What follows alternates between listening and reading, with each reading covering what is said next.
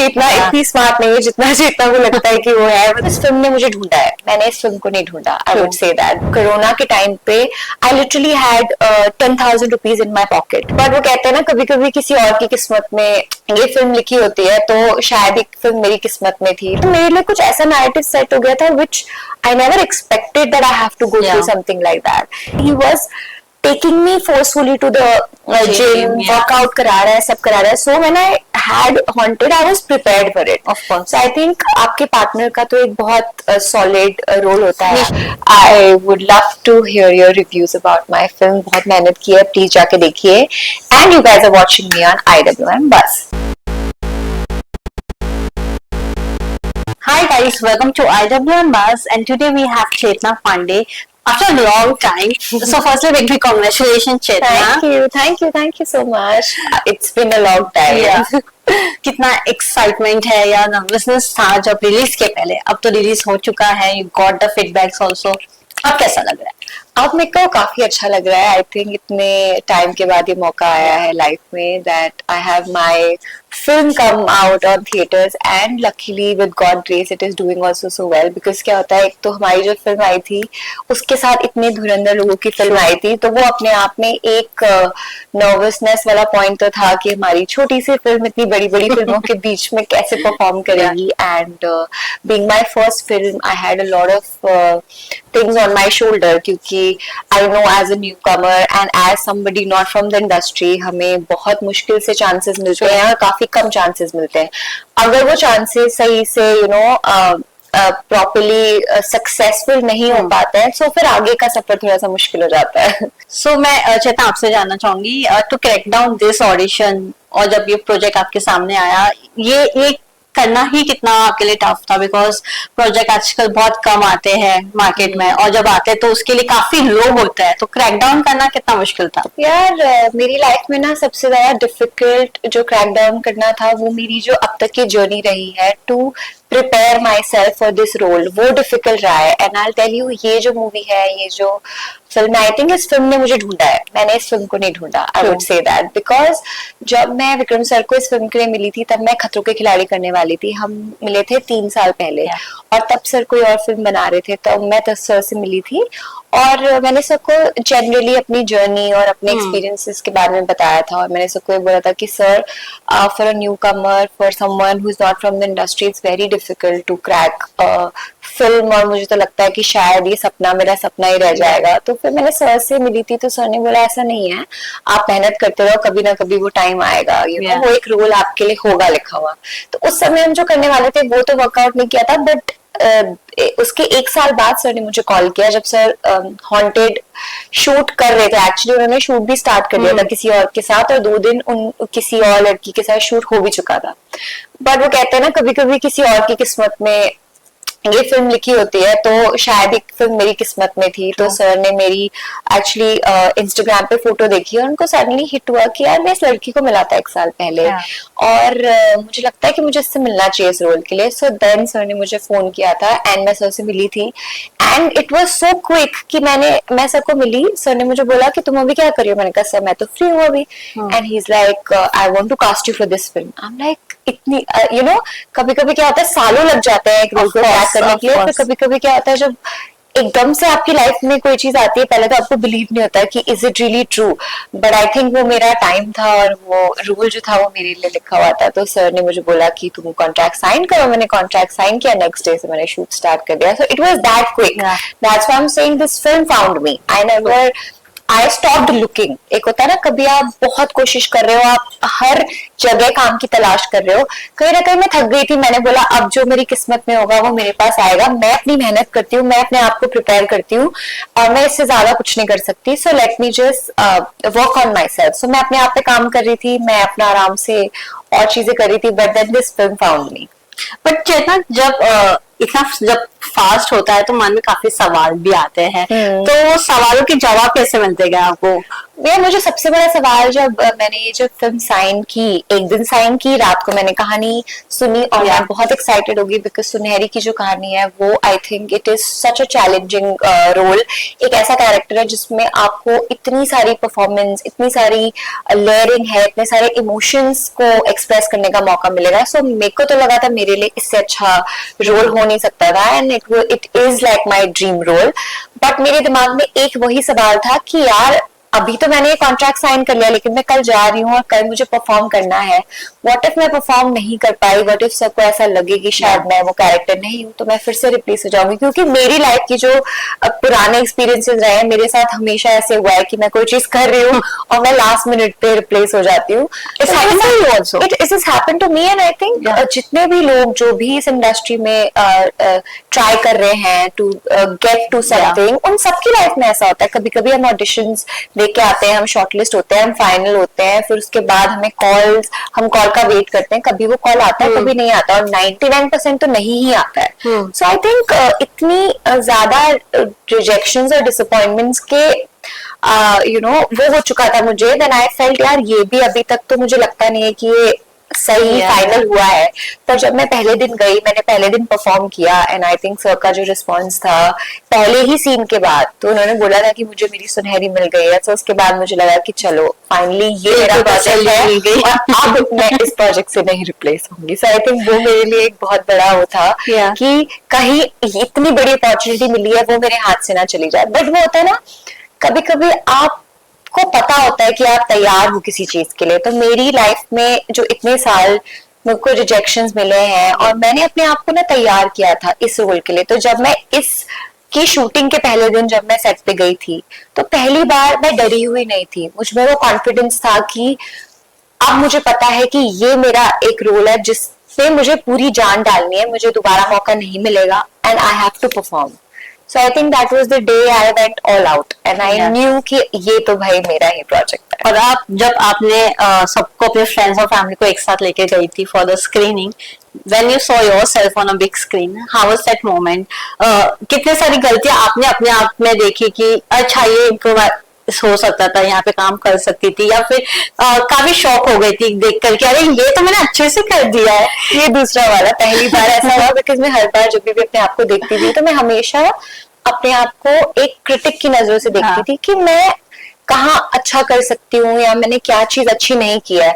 But पहली बार honestly मैं दिल से अपने आप को देखने गई थी कि मैंने क्या परफॉर्म किया है, and I was literally shocked with my own performance. मैं खुद भी शॉक में थी कि वाओ, मैंने इतना अच्छा परफॉर्म किया है कि मुझे खुद की कमियां और गलतियां निकालने का मौका नहीं मिल रहा है। आई think that's what happens when you have a great director with you, because I think Vikram sir जब भी हमारी शूटिंग थी, मैंने एक बार भी मॉनिटर को चेक नहीं किया था। आई think it was Vikram sir, and उनका एक चीज है, जब तक उन्हें उनकी परफॉर्मेंस नहीं मिलती, और सिर्फ नॉर्मल परफॉर्मेंस नहीं, जब तक वो सोल परफॉर्मेंस नहीं मिलती, सर नहीं मानते हैं, चाहे वो आपसे कितने भी टेक कराएंगे, but he will make sure that you've given the right take. So I think I was blessed to have a wonderful director like him. So मुझे ना कभी भी टेंशन लेने की जरूरत नहीं थी कि हाय मेरी परफॉर्मेंस कहीं ऊपर नीचे ना हो जाए और स्क्रीन पे दिखेगा तो कैसा होगा। So when I saw myself, I was very shocked कि मैं इतनी एक्सट्रीम में परफॉर्मेंस कैसे कर सकती हूँ। तो मैंने वापस आके सर को कॉल भी किया था, मैंने कहा सर आपने मुझसे क्या करवा दिया है,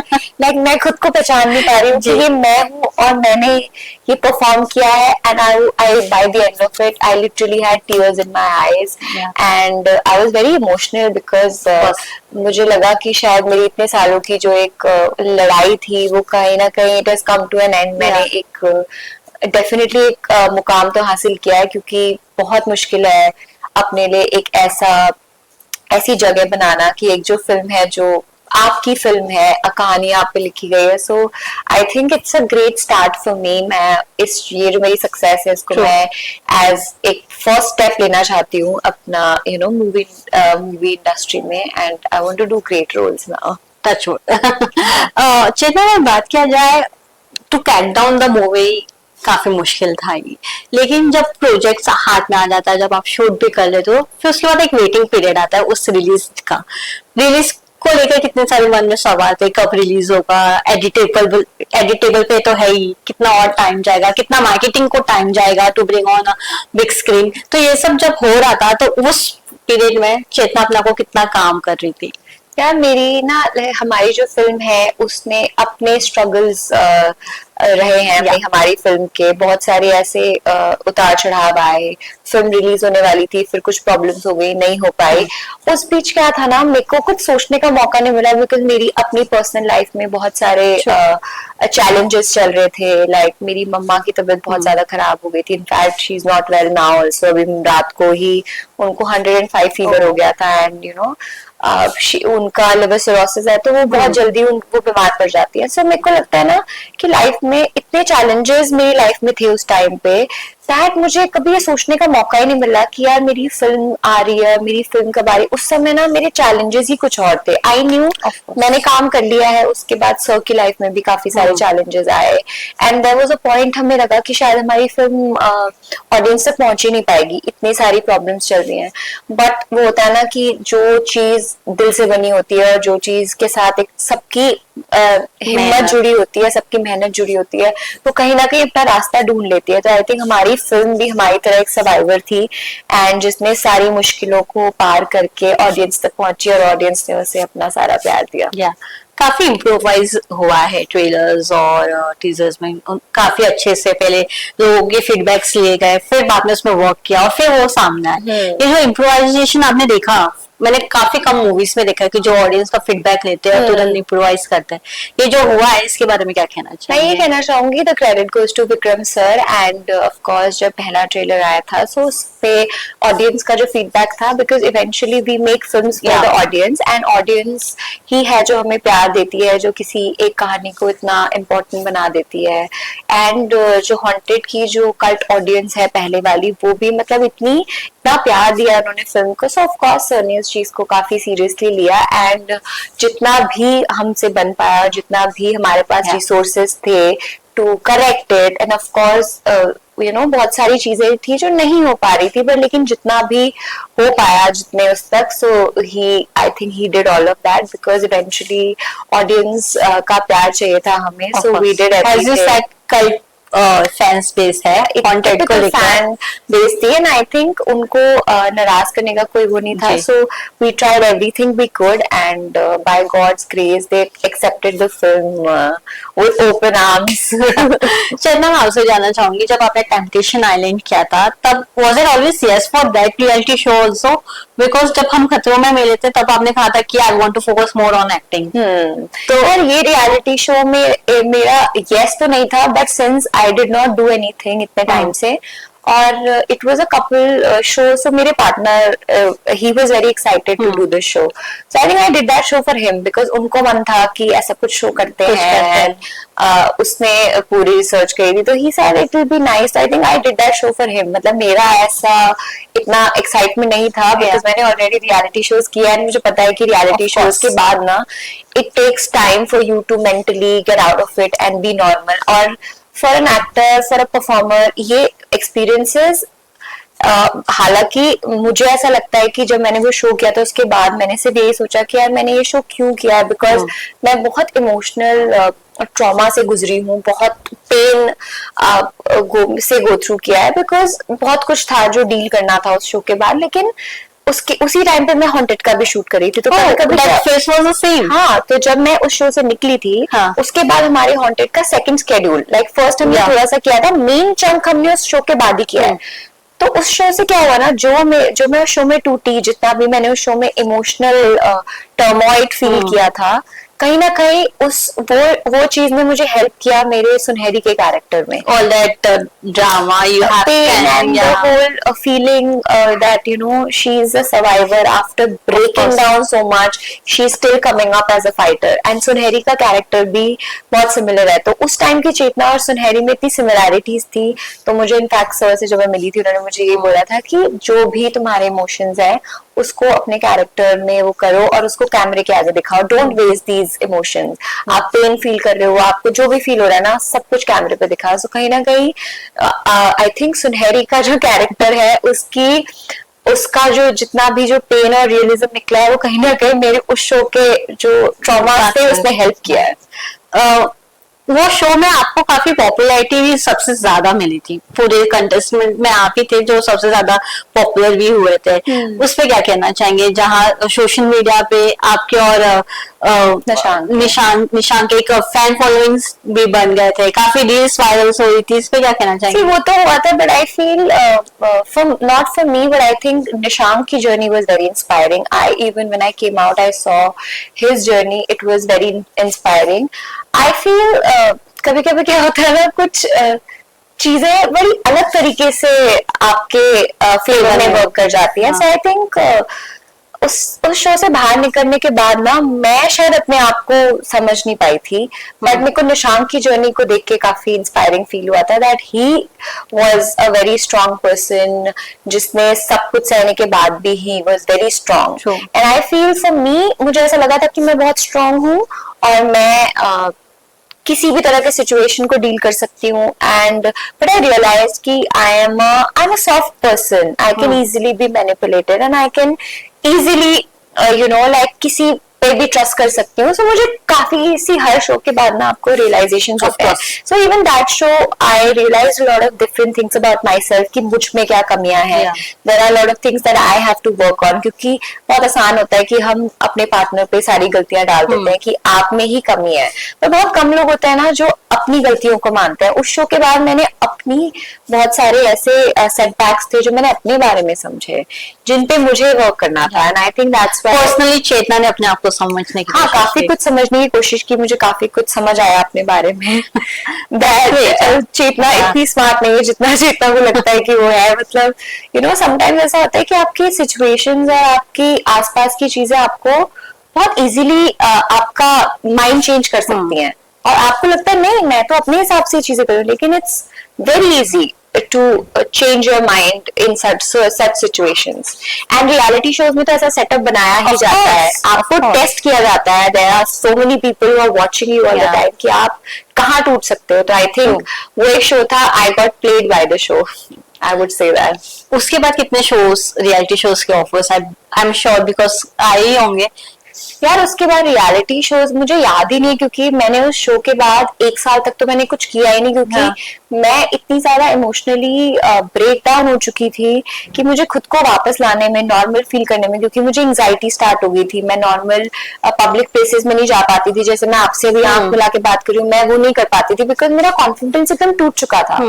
बिकॉज इतनी आपको लोग ट्रोल करते हैं, आपको इतनी चीजों के लिए ब्लेम करते हैं जो शायद आप वो भी नहीं, फिर आपको भी रियलाइज होने लग जाता है कि हाँ यार एक नैरेटिव सेट कर देते हैं आपके बारे में। इन दैट शो मेरे लिए कुछ ऐसा नैरेटिव सेट हो गया था which I never expected that I have to go through something like that.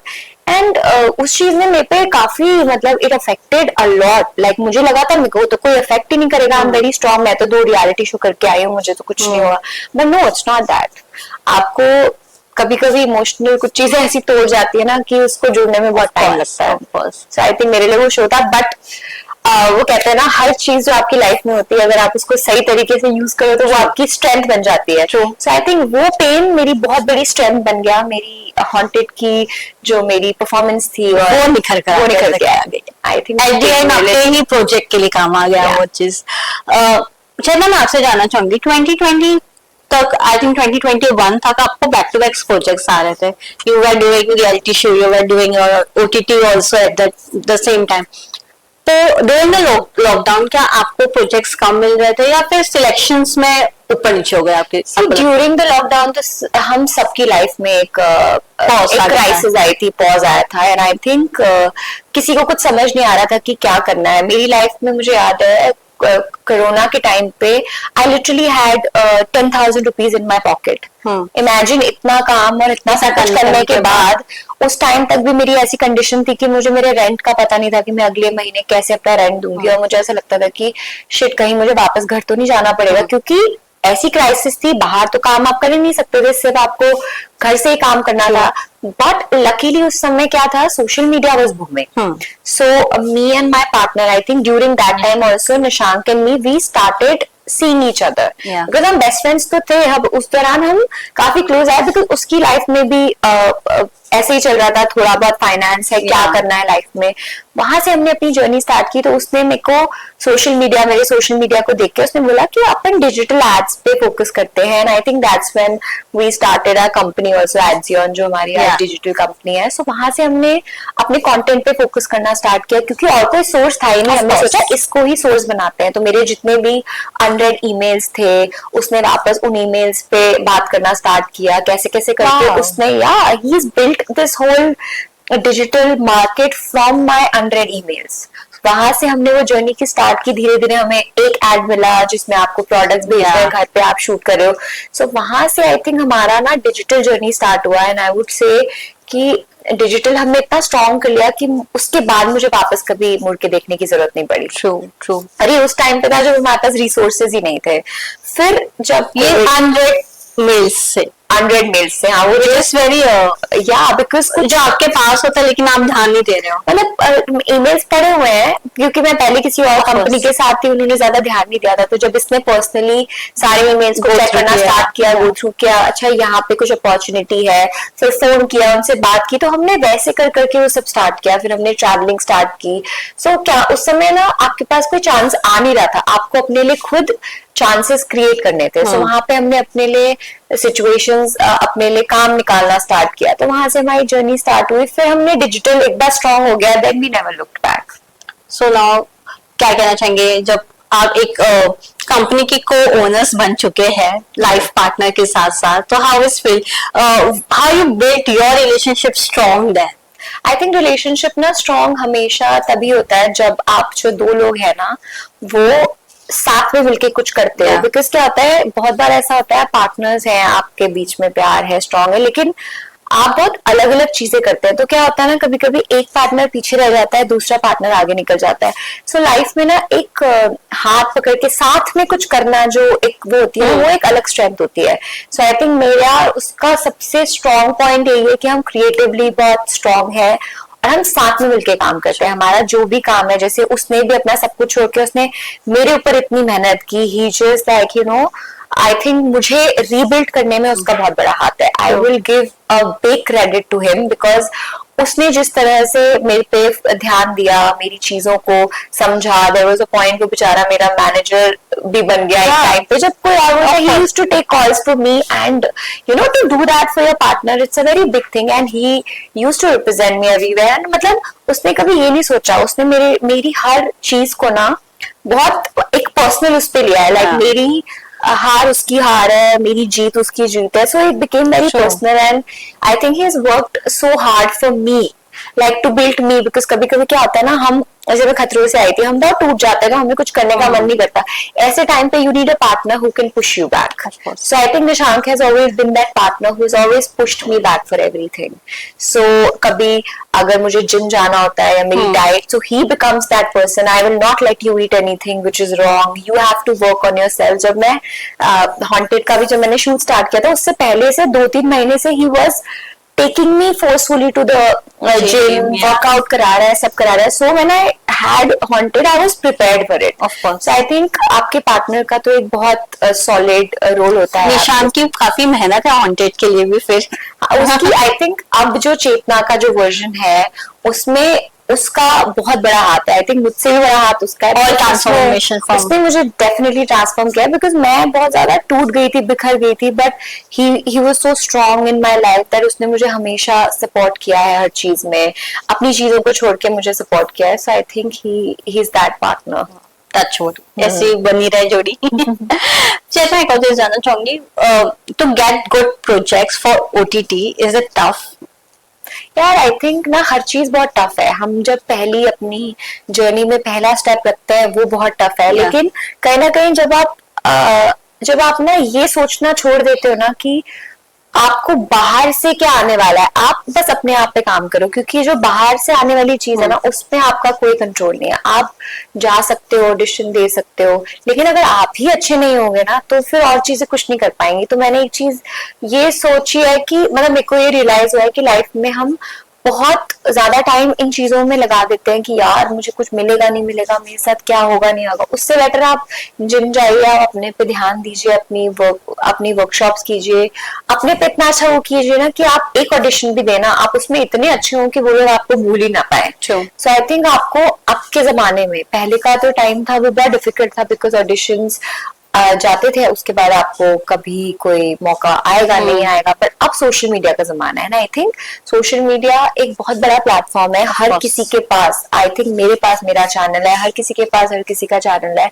आप में जो टैलेंट है ना आप वहां पे दिखाइए, डांस रील्स डालिए, एक्टिंग रील्स डालिए, आपके पास एक प्लेटफॉर्म है अपना टैलेंट दिखाने का। और अगर आप टैलेंटेड है तो आपको दुनिया की कोई ताकत नहीं रोक सकती, फिर आपका सक्सेसफुल होना लिखा हुआ है। फ्यू एक्टर्स सेज, काफी इंटरव्यूज लिया है, काफी एक्टर्स बोलते हैं कि आजकल सोशल मीडिया ही उनका पोर्टफोलियो बन गया है, they need a good number to show to the XYZ companies और production houses.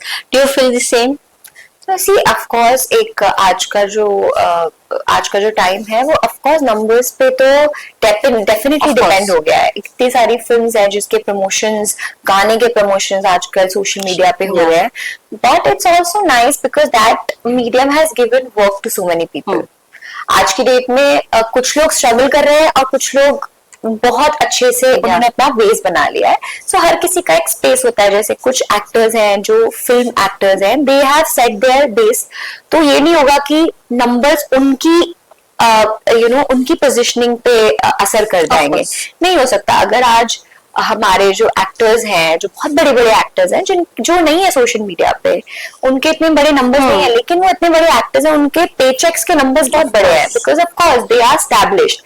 Eight the same time this is a small medium where there are certain people who are very big, और लोग उनके पास आ रहे हैं अपनी चीजें promote करने के लिए, तो ये उनका स्पेस है और यहाँ पे they have proved themselves. So I think हर किसी का अपना एक स्पेस होता है, and I am very glad कि हर किसी को काम करने का मौका मिल रहा है। आई थिंक बहुत सारे रिसोर्सेज क्रिएट किया है सोशल मीडिया ने, बहुत सारे लोग कंटेंट क्रिएशन में चले गए हैं, I think it's a wonderful opportunity for everybody. Chetna, एक और चीज जानना चाहूंगी, जब आप इतना सब कुछ जब ट्राई कर रही थी, कभी ऐसा हुआ कि टीवी शोज के लिए भी या टीवी सीरियल्स के लिए भी ऑफर्स आए हो आपको? या टीवी सीरियल्स के लिए मुझे ऑफकोर्स बहुत ऑफर्स आते थे, बट कहीं ना मैं एक टाइम के बाद, पहले तो मैं करती थी जो मुझे आता था बिकॉज आपको अपना घर भी चलाना होता है। पहले क्या होता था, making money is very important. Secondary है कि आप चूज कर सकते हो बिकॉज आपके पास चॉइसेस ही नहीं है, काम आपको चूज करता है। पर लेकिन लकीली आफ्टर सोशल मीडिया मेरी लाइफ में एक ऐसा ट्रांसफॉर्मेशन वाला फेज आया वेयर मुझे पैसे के लिए डिपेंड नहीं होना पड़ा था। मतलब I was making good money कि मैं अपने आप को स्टेबल रख सकूं। तब मैंने ना बहुत सिलेक्टिव काम चूज करना स्टार्ट किया बिकॉज हर इंसान का एक सपना होता है, आप अपने आप को एक सर्टेन चीज में कनेक्ट करते हो और आप देखते हो। सो आई थिंक उसके बाद, कोविड के बाद एक ऐसा टाइम आ गया जहां मैंने अपने रोल्स और अपने अपॉर्चुनिटीज को सिलेक्ट किया है बिकॉज मेरे को प्रेशर नहीं था कि मुझे पैसे चाहिए या मुझे अपना रेंट देना है। सो आई थिंक उसके बाद मेरी लाइफ में ऐसा टाइम आया where I got to choose my work. Thank you so much, Chetna, and all the best. Thank you.